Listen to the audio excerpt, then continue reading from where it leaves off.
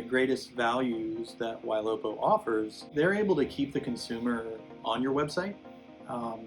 And while that's exciting, what you've expressed is being able to capitalize on those opportunities in a way that not only makes sense for you in your personality, but also your workflow, because you're busy, right? And when we don't necessarily enjoy calling strangers and talking to them about real estate, we typically will find other things to focus on. You know, it's like the part of the business we'd prefer not to work. And so what I found with hiring an ISA,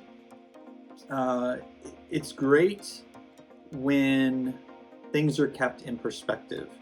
The way that I would recommend looking at a company like, you know, the ones you've hired, is they are calling all of your opportunities to find the best opportunities.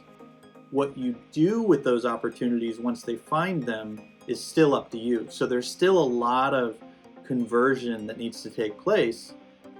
If you expect that an ISA company is going to be better at conversion than you are, I have found typically the ROI just isn't there.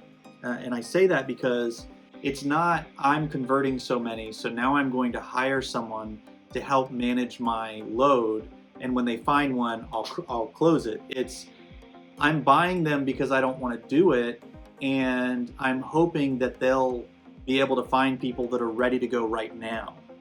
And that's just not realistic, right? Because they don't have fairy dust, right? Like they can't on the phone say, you know, I know you want to wait a year, but you should buy now. And then they hand them to you and they're ready to go now. And so understanding what a third party or anyone you hire is and isn't is super important, because when they find someone and they transfer them to you, you have got to put your game face on, right? There's still a lot of lead conversion that needs to take place. So